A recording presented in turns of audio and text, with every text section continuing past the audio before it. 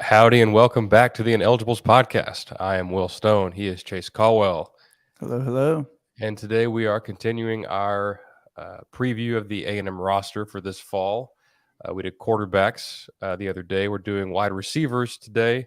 Going to stick with that passing attack and get into. Um, I think it's one of the more interesting positions on the team in terms of the potential and newcomers and I think what it could be by the end of the year. I think it's probably probably the most pivotal position. It's the one that most people, if you asked them about what they're most nervous about, they would probably say receivers. Most excited to see, most people are going to say receivers. Um, and the biggest change from last year, where do we want to see change? Receivers, I think, are going to be that position. So, um, Right. yeah, there's a lot of excitement. There's a lot of question marks. I think of all of the positions, this one's going to be the most up in the air going into the season. But there's a quiet confidence around the program in terms of um, how the receivers are going to really look this year. I think we're going to see a much different receiver room and how we utilize them and all of that. Um, and it's something I've been looking forward to talking about for sure. Absolutely. And it's like we talked about, in the quarterback episode, the passing attack and that, passing explosiveness, those big plays. That's really the last piece of this football team. If you can figure that out and hit those big plays and stress defenses even more, Hmm. um, this is a playoff caliber football team. I think that's what we're all excited to see because we think it'll be there, almost certainly next year. But can it be there this year? Can the quarterback, a new starter who's going to be inexperienced with this team and in these players, Hmm. and a couple of young receivers too. So if that comes together this year, it could be a very very dangerous offense. Yeah, and I think both of what you just said for or both positions that you just mentioned, the quarterback and the receiver, that's what leads to making the question marks because we're unproven at quarterback from the consensus of we have a guy that was injured last year, a transfer, and a freshman. We talked about that on Saturday. A lot of uncertainty there, but same deal excitement. You have the same thing at receiver, but because you have it at two positions that depend on the other, well, then that makes it to where you have twice as much room for error, and so that would be the fear circling the receiver position, I would say. Yeah. Um, and we'll get into this more, in the next two episodes. Um, but one of the things that people kind of glaze over or don't really maybe consider is our strength at tight end and wide receiver are going to open up both of those positions to be able to work off of each other. So let's say we did struggle early on at receiver. I have faith that our running backs are going to carry that load to get us to where our receivers and quarterbacks are clicking a little bit better. Right. And that's, I think, what has me more excited about the receiver position this year. Um, but but it has been a position that ever since Jimbo has been here, I've said every year going into the season, I'm excited about it. I have high expectations for him. So far to this point, they have not met my expectations, Yeah. and this could very well would not surprise me if it is another year of that because we're unproven at that position. Also, would not surprise me if this is our breakout year to where we finally get really good receiver play. Right. Yeah, I'm with you on that. I guess before we get too far into it, a couple of housekeeping notes. Um, as far as recording schedule, we've been doing every episode live on Facebook, YouTube, and Twitter here the past week or so. So that's going to be the case going forward. Like we'll do everything live, and it's going to be on Monday and Wednesday evenings. Um, Eventually there's going to be a coherent time, but it's going to be in flux for the first couple of weeks till we get some things figured out. Till we But get scheduling ironed out. But yeah, yeah, we're shooting for 7 for what it's worth, but like right away episode 2, or the next episode, which would be on Wednesday. Guess who's unavailable at 7? So we'll get it worked out. So if you're listening to this via podcast, or maybe you're watching the replay on Facebook or YouTube, and you want to catch the next one, just keep it locked into our pages on Mondays and Wednesday nights at 7:00. So And that's when 7:00 Central Time, of when we course. nail down a time for these early ones, as we're trying to iron out the schedule, we'll try and make sure and post like, hey, recording tonight at such and such, so that some of you that want to listen can make sure and listen. But Right. yeah, doing it live has been a lot more fun. Yeah. Do it live. Yeah. Well, all right. Now that's out of the way. And I guess for some episode housekeeping notes, I think next we're doing running backs. Yeah, either running backs or tight ends. We haven't Yeah. really discussed it. Yeah, But we might even fit those into the same one. We're not really sure yet, but with receivers, like there's so many guys that could play a part. It definitely deserves its own solo episode. So let's. yeah, I think it's also the most anticipated one Yeah. for us to talk about, other than quarterback. So Right. Right. Hence why it's going second. So. yeah, exactly. Well, yeah. So just taking a look at the room, what's changed from last year?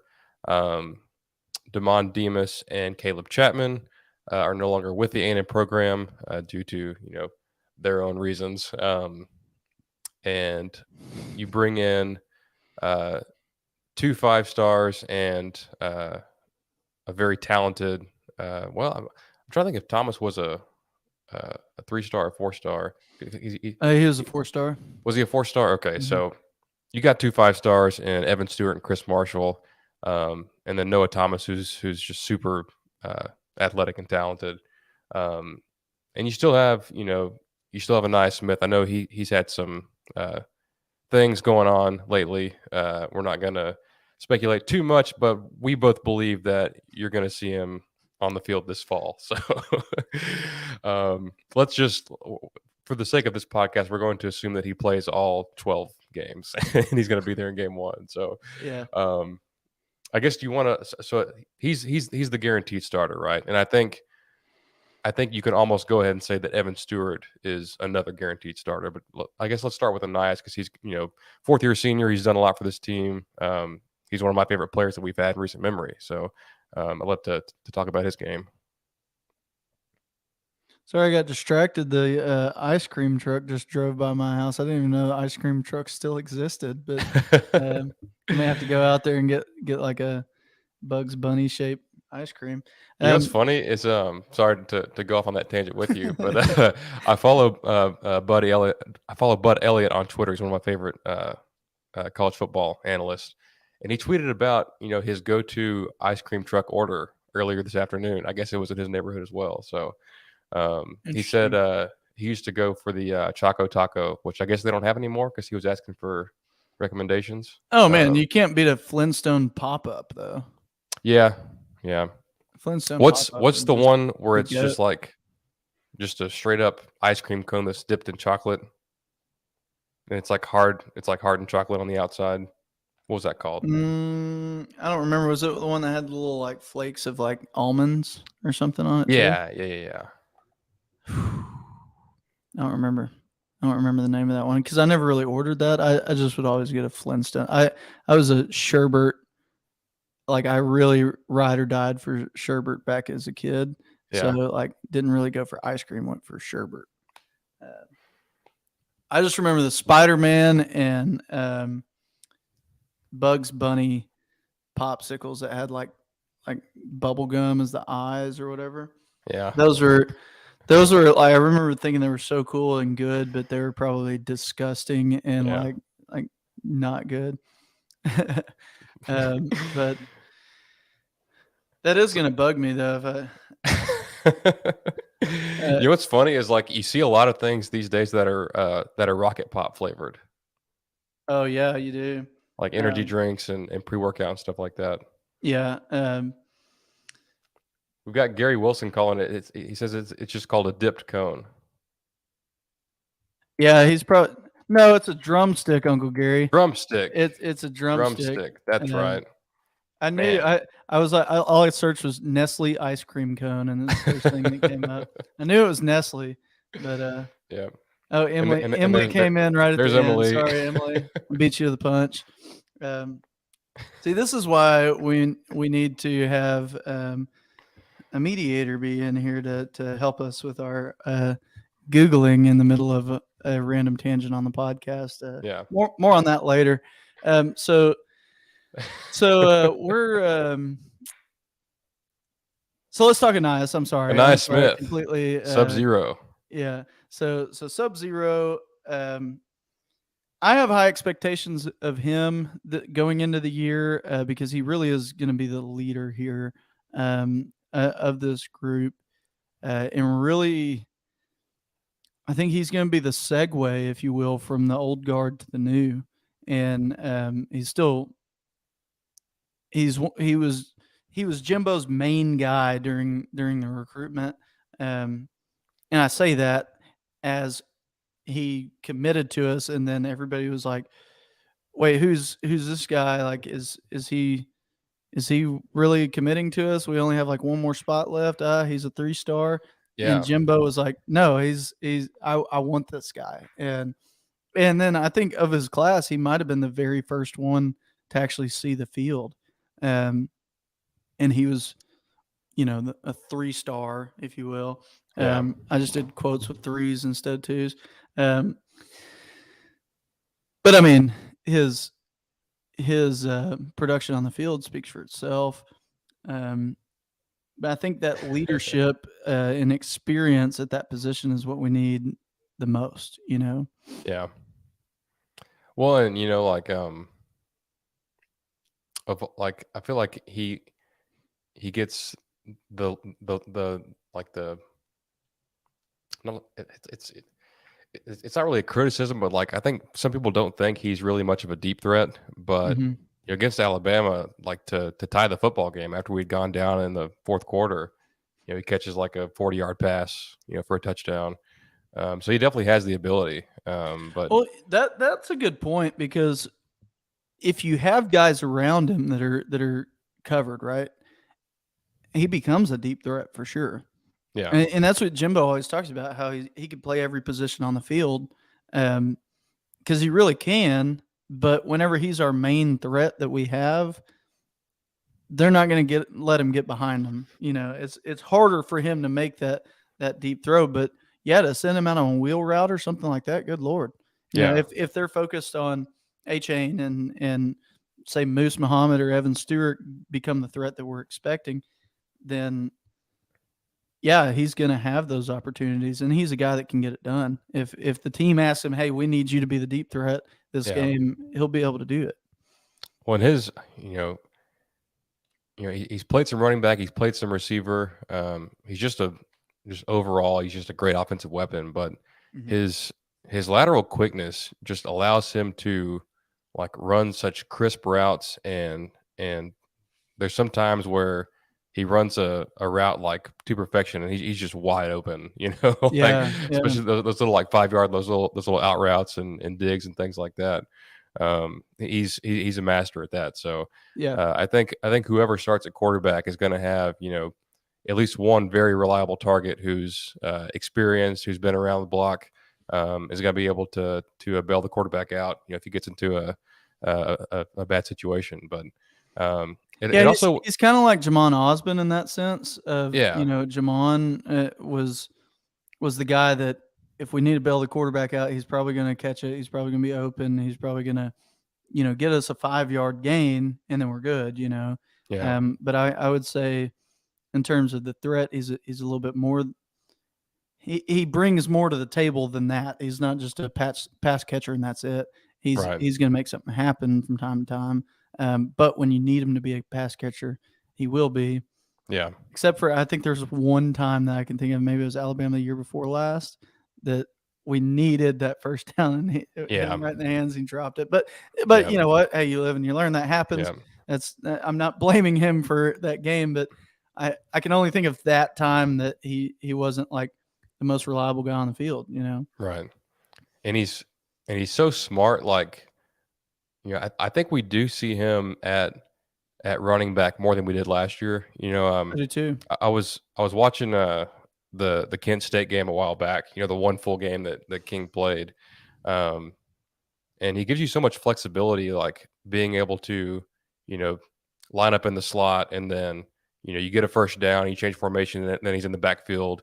And you have King, A Chain, and Anias all in the backfield. You Hmm. can run an option, you can run, you can keep in Anias as a blocker because he's a hell of a blocker, and send A Chain out on a wheel route. There's so much you can do without having to sub, and he's just so valuable in that respect. And uh, just hand the ball to him sometimes. He's Yeah. he's a pretty dang good running back too.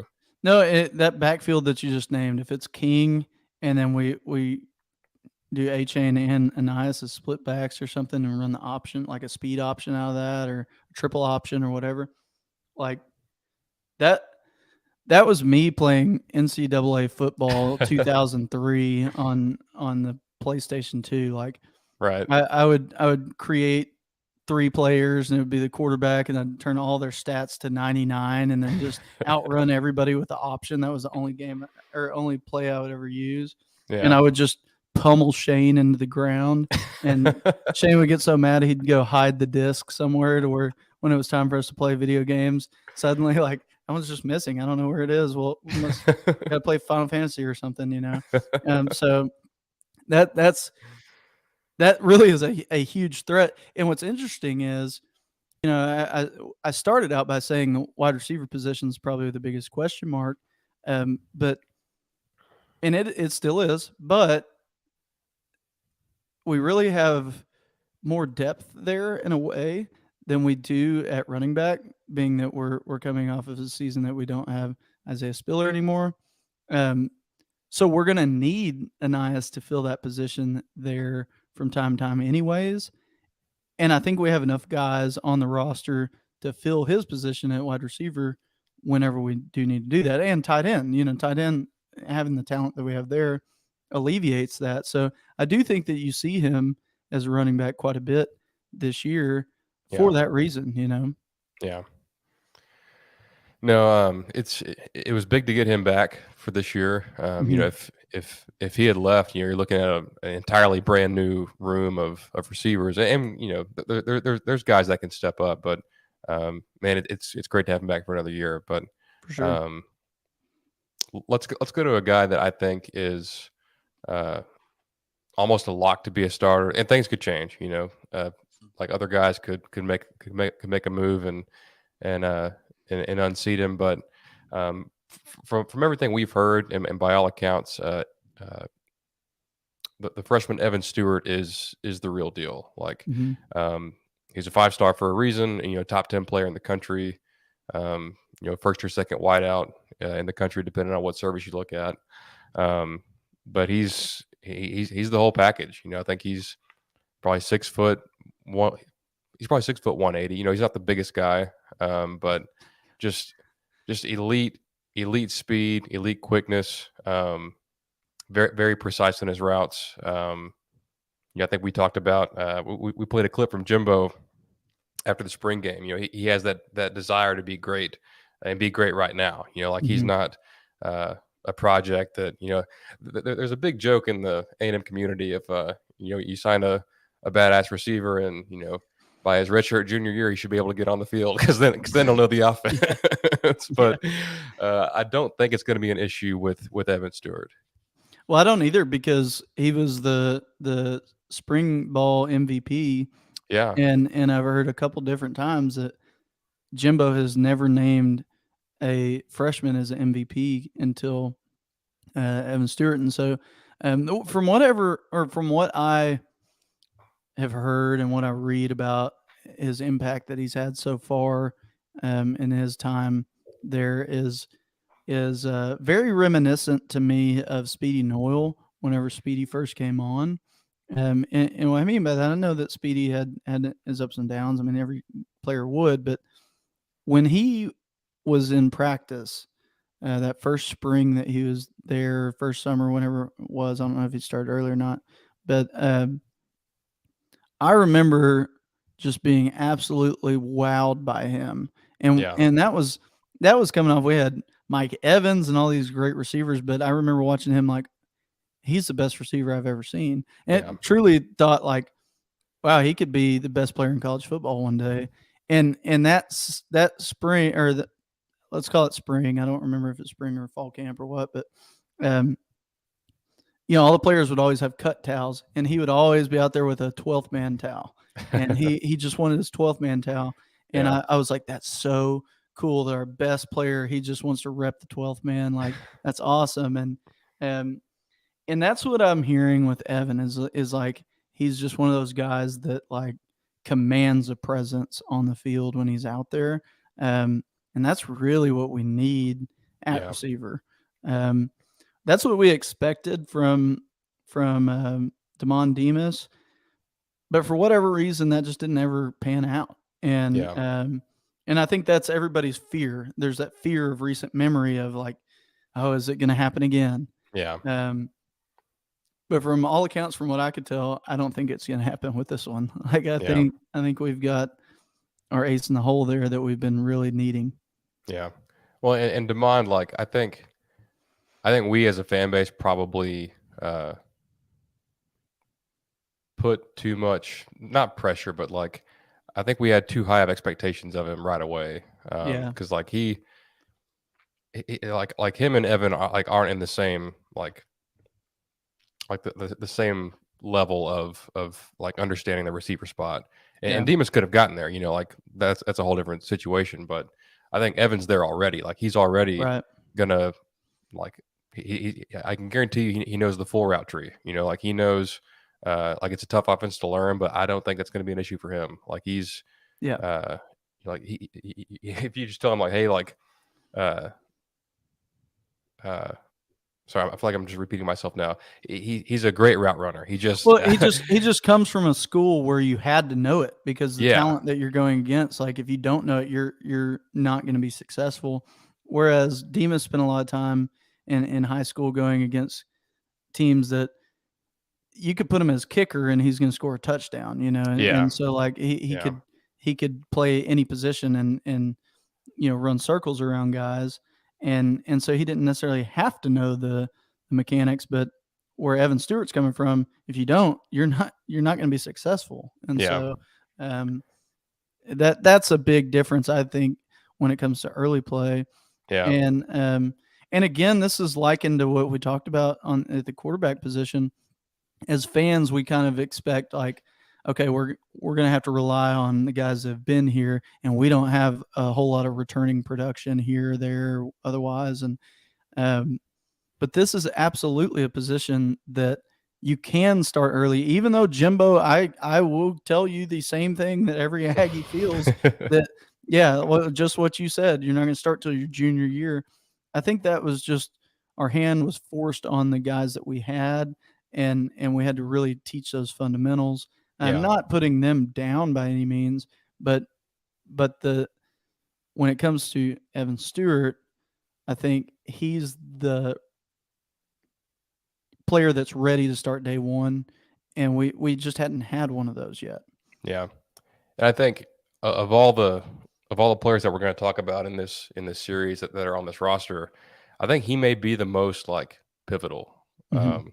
Like the position as a whole, we said is the most pivotal, but like he's the one guy. If he's ready day one to play at a high level, it's going to do wonders for this offense because A&M has not had a guy like him um, since Jimbo's been here, and maybe like ever, in a long time. Like Yeah. in terms of like who to compare him to from an A&M standpoint, it's there's really not one. Like he's Yeah, he's I can't different. think of one.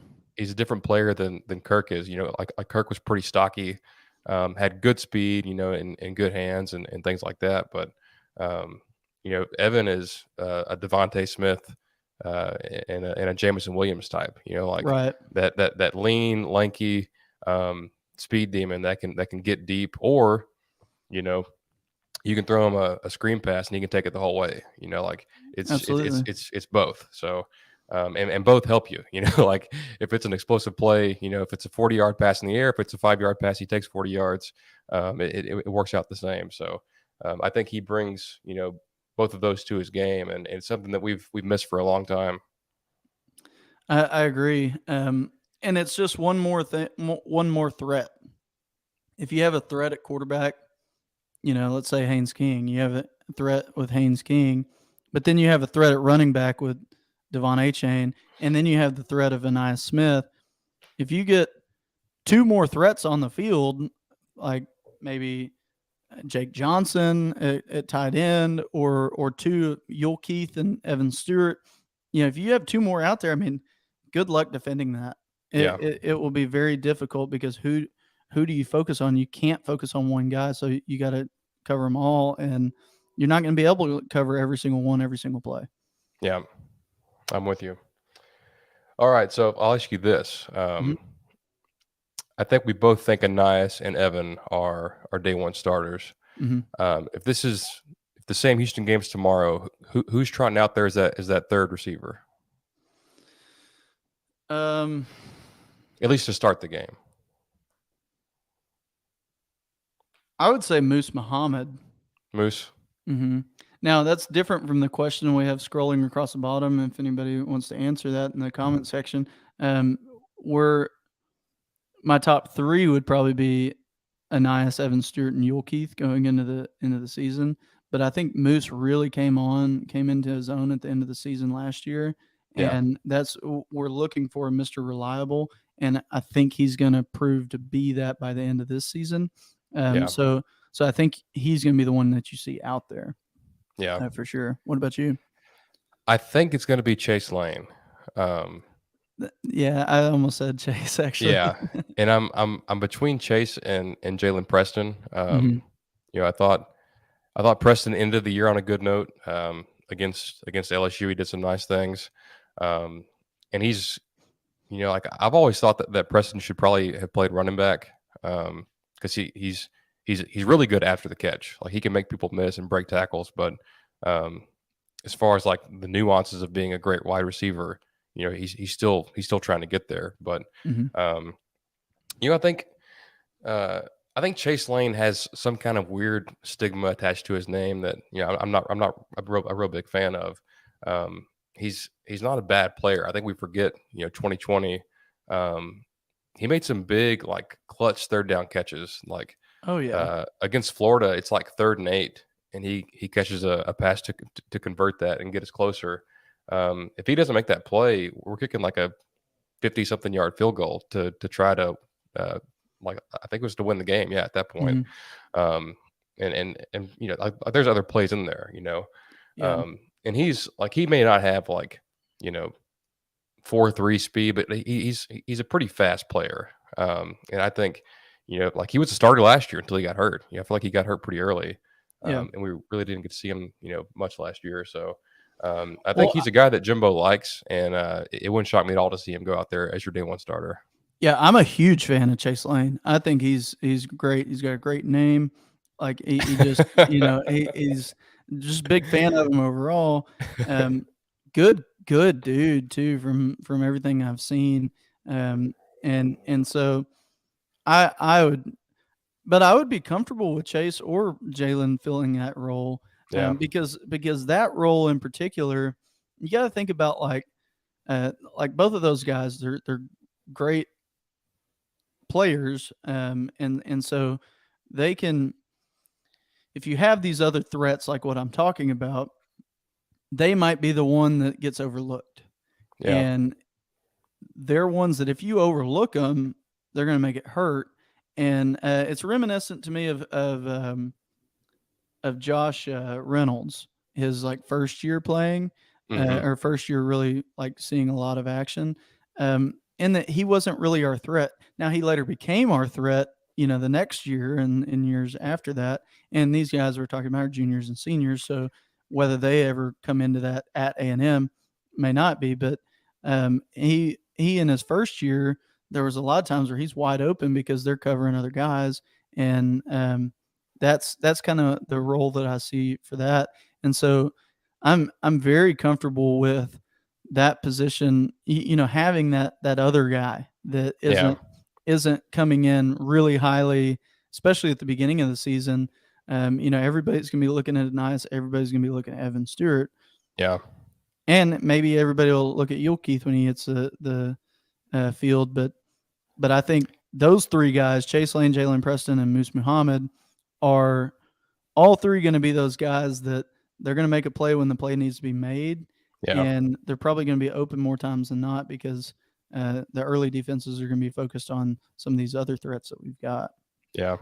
Well, and like I'm thinking about it now, and you go back to that Florida game, like obviously in that Florida game, Chapman gets hurt and misses the rest of that season. But in that game, you still had, you had Chapman for pretty much the whole game, as well as Anias in the slot, and then Chase was kind of your number three receiver. And it was probably his best game. I know he scored a touchdown. He had the big third down conversion. No, Um, I think it was Mississippi State was his best game, yeah, and I he don't had know a if that big was play this in that past one. year or last year, but there was when we played Mississippi State, it was as if all of our whole team was just off. Like Yeah. nobody could get anything going. But Chase was the one and only guy that was out there really doing it, which is kind of funny because we had a similar situation at Mississippi State when we wore the silver wideouts, Oh man. and every player was just terrible that game except for Speedy Noyle. Speedy Noyle just took the entire team on his back, and that was like one of his breakout games. And then it just, Yeah. whatever. But um, Chase had a phenomenal game, and Yeah. I remember him being the only one that walked away from that game like, well, at least Chase had a good game. Yeah. Yeah. Um, But I think like the point I'm making is like you don't really need him. Like he's not going to be your number one receiver this year. sure. Like uh, I think Anias and Evan are probably going to get more looks, and whoever starts at tight end. But he's a pretty damn good number three receiver. Like Absolutely. if guys like Evan and Anias and HA and the tight ends are going to draw quite a bit of attention, Chase is going to get open. And Yeah. he's going to like be.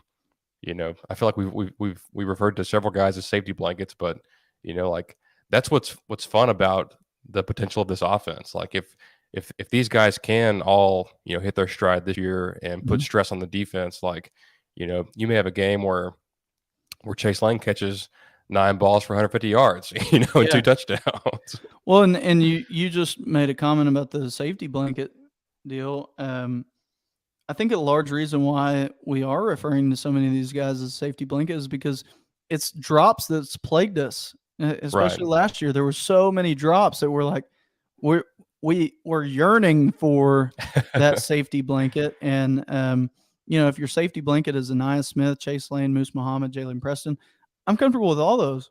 Yeah. I'm comfortable with Devin Price from what I've heard. Yeah. And then you've got your threats of Evan Stewart and Keith Brown and Devon A. Chain. Like that just opens you up for more and more success. And that's Yeah. not even touching on tight ends. Yeah. I do want to talk about Moose Muhammad specifically here for a minute. Yeah. Like he's one that fans have really clamored for, and finally got his shot late in the year. Had a great game against LSU, and obviously, like he played well against Prairie View as well when he got the chance. Um, I think he has the best hands on the team. Mm-hmm. I remember going to that open practice last fall, and I hadn't really seen him much before, but like he caught my eye a couple times with some of the grabs that he made, and like he can be that reliable guy that catches everything that gets close to him. Like he had the crazy one-handed grab against New Mexico, I think last year that made Sports Center. Mm-hmm. If he's your third guy, like I think the point that we're trying to make here is it's going to be a battle. Like these guys Yeah. are going to be competing all through fall camp to get on the field and get playing time, and whoever prevails is going to be a pretty good player. Yeah, no doubt about it. And Moose is, I would say, probably if like I'm the person I'm most excited to really just see all season is Moose, Yeah, because I've just been a fan of him since he was a recruit, and when he and Damon were like one of our early recruits, yeah, or early commits in that class. I remember I used to watch their Instagram lives, and he would always be on there like training for something, and of course his dad was in the NFL and stuff, and so you could just tell his demeanor was locked on, and Hmm. he was really focused on in, being successful in the game, and so um, some of those guys that are big time recruits that you don't see hit the field for 2 years, you start to wonder like, are they not doing what they need to do? He's one that I think I've always been confident. Him and Devin Price in that regard, I've always been confident they're doing what they need to do to become a better player. To where when they hit their sophomore, junior, senior years, they're better and better and better every Right. year. And I think he becomes an impact player for us this year. I think Yeah. he's going to be somebody who, again, Mister Reliable. He's he's he's who I have the most confidence in being Mister Reliable Yeah. of everybody. Yeah. Let's talk about Yul Keith real quick. South Florida kid. I'm a big fan. Oh yeah. He's he might be the heir apparent to take over for Anais next year. I think he'll get on the field this year some too, but Hmm. he's definitely a slot type. You could also put him in the backfield and give him some carries as well. But just he's just a good weapon to have. Um, and he's also one that can get deep. He's not the biggest guy in the world. He's probably 5'9" or 5'10", but he has great speed and great ability to. I think he can get vertical. Um, like some people, I've seen the comment that he doesn't have the best catch radius because he's a shorter guy, but um, I think I would say that about Anais. I think Anais is really built more like a running back, but he's got good hands. But you look at Yul Keith, like he's got pretty long limbs. He's got a pretty good catch radius for somebody who's only 5'9". Yeah. But it's just a matter of like how to like when you have Anais who's played so much, and you have a guy like Evan Stewart, and all those guys we just talked about for that third spot. Like how can you get Yul Keith on the field more? I guess if if you are are if Anais has a heavy workload one drive, maybe you give him a break, and Hmm. put Yul Keith in, who's going to be fresh, and Yeah. he could be your punt returner. I think they'll probably stick with Anais, but it wouldn't shock me at all to see him back there. Yeah. Me neither. He's he's that guy. I know. Once upon a time, I made a notation on my phone, and I was marking all these guys. These guys that Jimbo uses as an in betweener, that he can play at both um, running backs and wide receivers. He's done it Hmm. with a number of guys here at A&M, and he had done it with a number of guys at Florida State. Um, and you may be able to call some of the Florida State players better than I could, um, but Anaya Smith, Devon A. Chain, even Travion Williams, but now Yul Keith Brown. They fit this mold of these kind of like smaller 5'9", 5'10" guys that are somewhere in the range of 175 to 190. Yeah. Kind of just these quick, shifty guys. And when you hear Jimbo talk about them, every single one of them, he's talking about, well, they could really kind of play both. Amari Daniels is also this. We'll talk in the running backs because that's Yeah. really what he is. But um, Jimbo has a type, and he's that type, and he fits that type, but he's going to excel at that as well. Um, it was very apparent to me how good he really is based on how many targets he got whenever he was on the field last year.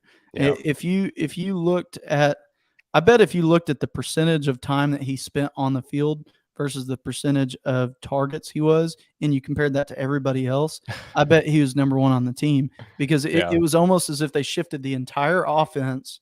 And again, it was like second team, out there, but they would shift the entire offense to get him the ball. It was very clear that's what they were trying to do. There was several like bad passes that didn't get to him or missed blocks that, left him right there just covered up. And still you could tell it was just a one read situation where we're going to make this one read over to Yul Keith. If it's not there, just throw it a little bit over his head and you're done.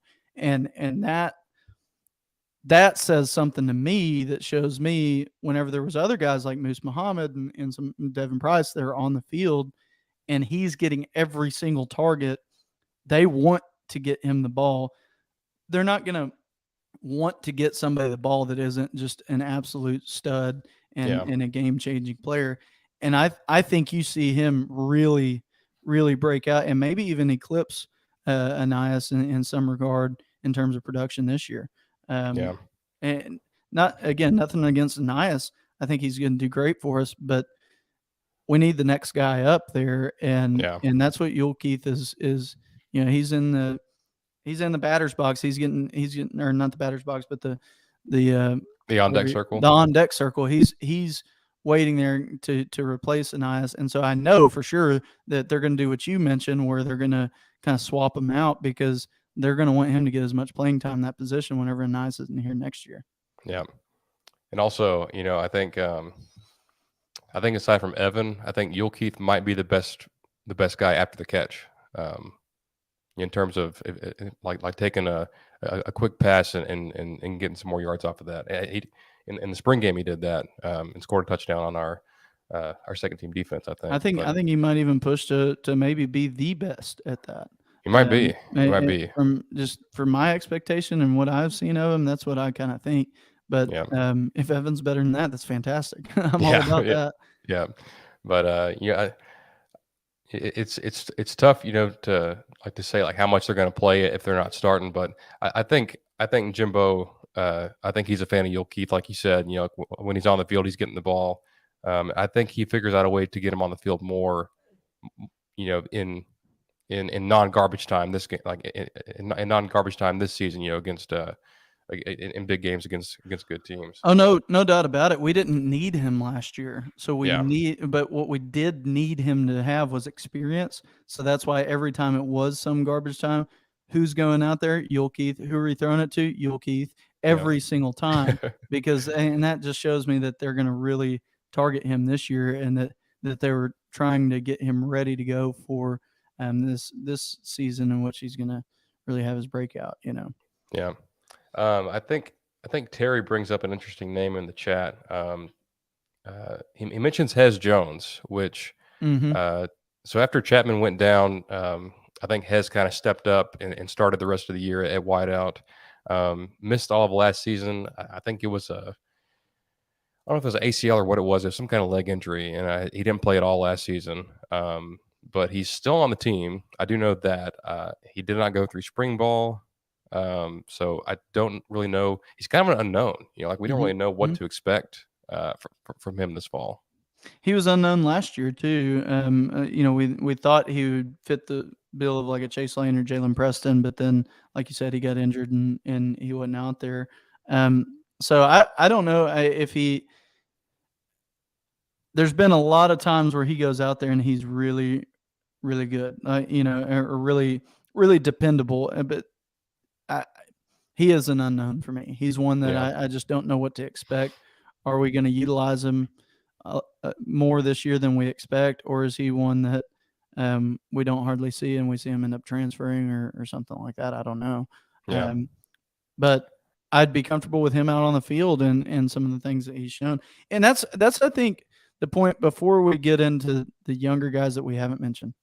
Um, is I think just when you look at the guys we've talked about, Hez Jones, Jalen Preston, and Nye Smith and Chase Lane.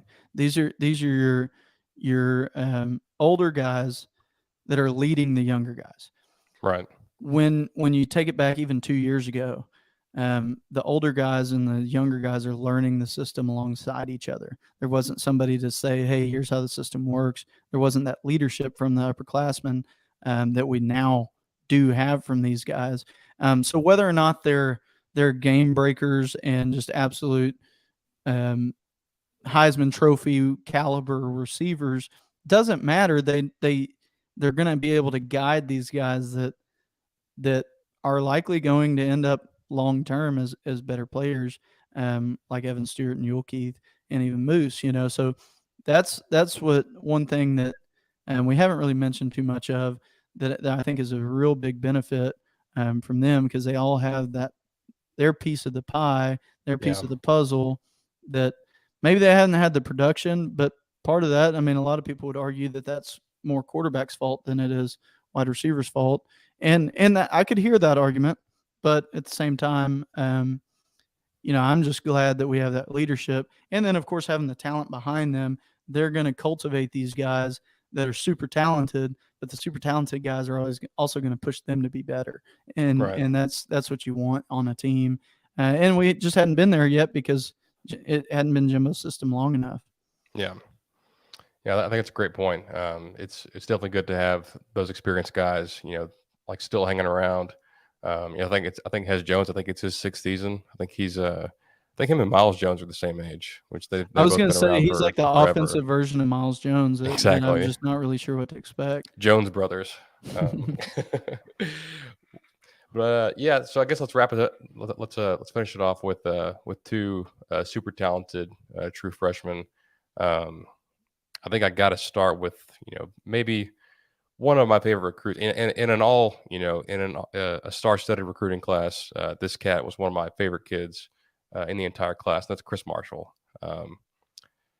6'3", 200 some odd pounds out of Fort Bend Marshall. Hmm. He's only played football for 2 seasons, and he's just insane. I Yeah. think uh, his high school team blew out almost everyone they played last year. So he had like it was something crazy, like 20 catches and like 13 touchdowns or something like that. Like Hmm. it was pretty ridiculous. Like I think he probably wished he could have played more because he only had 20 Yeah. catches. But even for a guy that's as new to football as he is, and to watch him in that All-Star game just kind of dominate, it's exciting. But like Yeah. since he is so new, for me, it's how soon can that translate to college ball? Like it's a Hmm. big step up in competition, but it wouldn't shock me at all to see him to see him break out right away.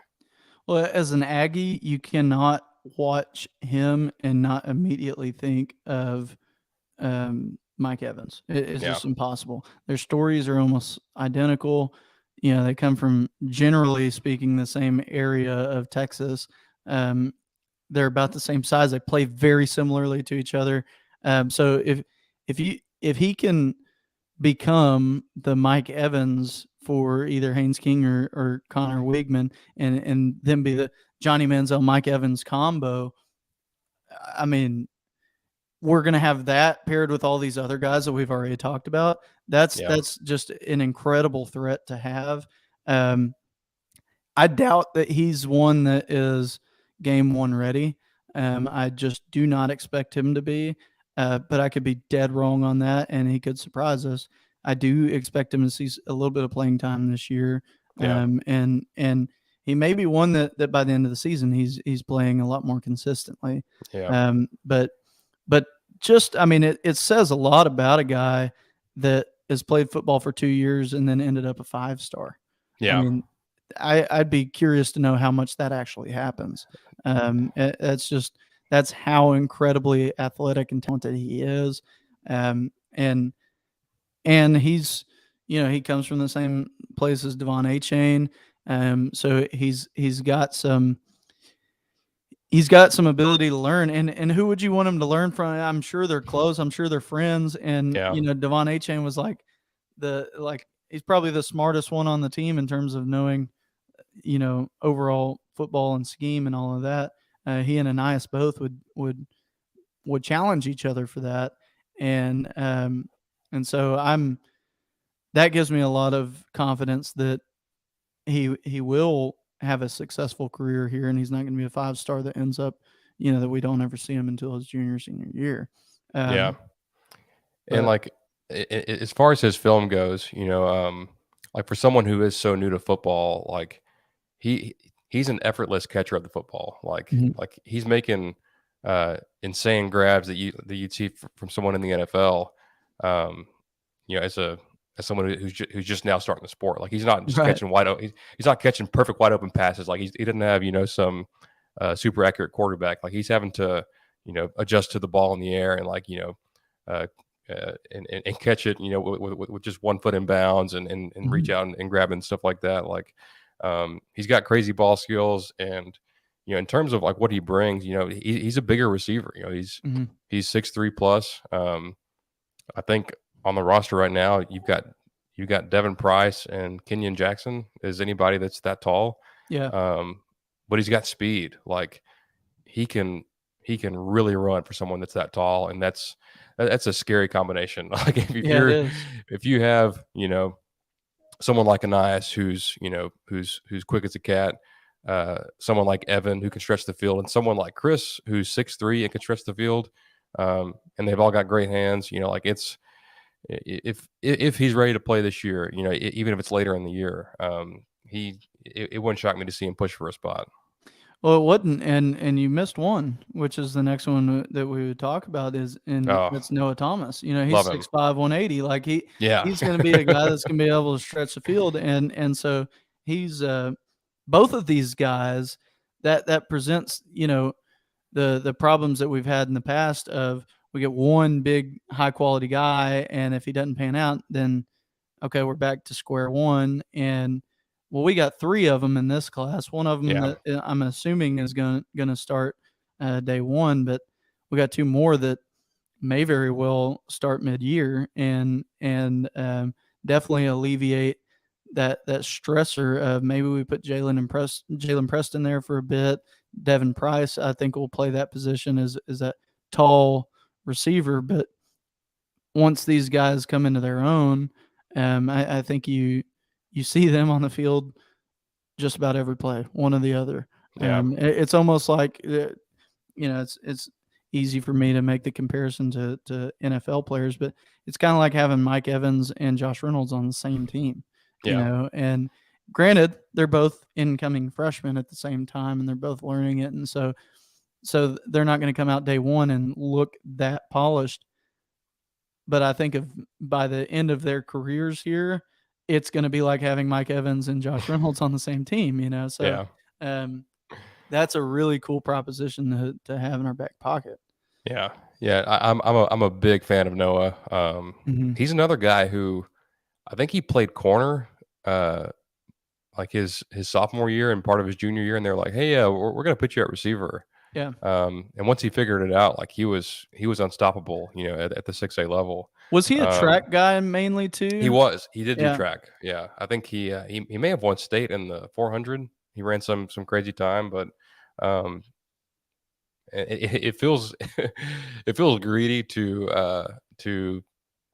like for a guy like Noah. So I think he was underrated by the services. You're like how can you talk about ratings like we signed so many 5 stars and blah blah blah, and we did. We signed several top 100 players, but I think Noah belongs in that conversation. And he was he's probably one of the lower rated guys in the class, and he's just as good as the rest of them. Yeah, he's one of the lowest rated guys in the class. Yet, if he was in any other class of Jimbos, he probably would have been the highest rated receiver. Yeah, for That sure. that's just in and of itself is wild. Yeah, Um, but yeah, like you said, like he's 6'5", 180, and he's not just like I think people probably hear that like, oh, like he's a jump ball guy, like a Caleb Chapman. mhm. Maybe he can get down the field and catch some contested balls. Um, but he's not just that. Like he moves very well laterally for someone who's 6'6". Like most people who are that tall don't move like he does. Yeah, And right. it's that's it truly is a home run class of receivers, and we needed it in the worst way. But Oh, big time. um, and these coaches now have the luxury of having all these options and getting the best ones on the field. And Right. I think we're all excited to see that. And then by having Anias and just to bring it all full circle, if we end up being really cush, if Devon A. Chain, Mari Daniels, L.J. Johnson, Landon Moss, like if they end up being just a a really prominent running back room, well, then we wouldn't really need Anias to fill in there. Um, but I think you'll see the opposite. The opposite is more likely, and I say this every season. There's always that one position that I'm like super confident in going into the season that ends up kind of having some question marks midway through the season, and then there's the one position that is really high in question marks going into the season, but by the end of the season, it's our strength. I Yeah, think this year you're going to see that with running backs and wide receivers. Running backs, I feel super confident in going into the season, but we do have youth at that position. We lost our workhorse in Isaiah Spiller, and we're expecting Devon to step up. But we have Anias in the event that the receivers really come on into their own, and that we have the strength and depth there. We can always move Anias to either one, and same with Yule Keith for that matter. So we can have Yule Keith fill in over there if Anias is still on the field. So Yeah. that's what I understand. I understand Jimbo's sentiment there about having guys that, as he says, is multiple. Yeah. But really guys that are diverse, that have the diversity where they could switch out between one and the two. Yeah. And he's got really three of them on the team, maybe four if you count Amari Daniels, that can do that. And that's really hard to game plan for. Yeah. But when you pair that with the talent that we have at receiver, if we can turn that talent into production, then that just becomes such a dynamic threat from having three or four guys on the team that can switch between receiver and running back at any time. Yeah. I mean, that will be insanely good, on Yeah. the offensive side of the ball. So, Yeah. I expectations for the year. I'll kind of bring that up and we can mention it and kind of leave it on this note. My expectations for this class, I expect them to turn that corner this year. I really expect us to end the year with the wide receivers no longer being a question mark. They've been a question mark for too long. So the expectations for me are high on, hey, y'all need to get something done with these receivers. Otherwise, I'm going to start to really kind of question game planning and coaching and all of that for that position. Yeah. But what I expect to kind of, or what I think we're going to end up seeing, is this the year that our receivers are so talented that they take us to the championship and that we're world beaters? I don't think so. I think we have the talent to become that. And so maybe if we win our early games by the end of the season, we're in that form to where they are. In which case, I'm not writing this season off as not being the season that we could do that. But I think the talent's there to where, at the very least, we're going to see these guys come into their own this year. And that's all everybody's going to talk about next year going into the season, is how much returning production we have at the receiver position. Yeah. I mean, you could see all three of those freshmen as starters next year. Like maybe they're like, hey, Yeah. with the nice gone, we might want Evan in the slot and Yeah. Chris and Noah out wide. That's a frightening trio right there. Oh, if yeah. you're opponents of A&M, And you're not even talking about Yule Keith and Moose. Yeah, Or exactly. Devin Price. I mean, like there's or whoever they sign this year. Yeah, it can become a scary room in a hurry. Yeah. And I think it will by the end of the year. Yeah. Whether that translates to us being in the championship conversation this year, I don't know. I'm not fully putting that on them, but I think by next year the expectations will be really, really high, because I think by the end of the year we're going to see them meld so well together that we're going to have the best receiving room in the country, or one of them. Yeah. And it is so important, like if like this is kind of the missing piece, that explosive passing game. And if it does hit, I think you are talking about A&M being in the championship picture. Yeah. I had one more note, but I think I forgot it. I don't remember it either. Hey, when that happens all the time, but Yeah, that's okay. same. So yeah, it's there's so much potential. Oh, this is what I was going to say is at media days and pretty much every time you hear Jimbo speak, he's telling everybody, he's like, hey, we are going to throw the ball down the field this year. We are going to have a vertical passing game. And if whoever starts the season at receiver isn't getting it done, he's going to find someone that can get it done because we have the depth now. So I think he's determined to do that, and with as good as we think this running game is going to be, it should make it all the more likely that the passing game takes off. But we'll tackle that next week, or not next week. We'll tackle that on Wednesday. So if we appreciate you tuning in. If you've been here live, Terry, Chrissy, Gary, Brittany, Hayden, Emily. We appreciate you watching. I appreciate the Yeah. comments. And tune in Wednesday night to talk about running backs. Yeah, well, it'd probably be 8, 9 o'clock. So look for us. We'd love to join you. When we have a clearer picture as to what time, we'll make sure and Yeah. post it because we would love to have y'all on with us again. So thanks again, and we'll see you Wednesday. All right. Bye, y'all.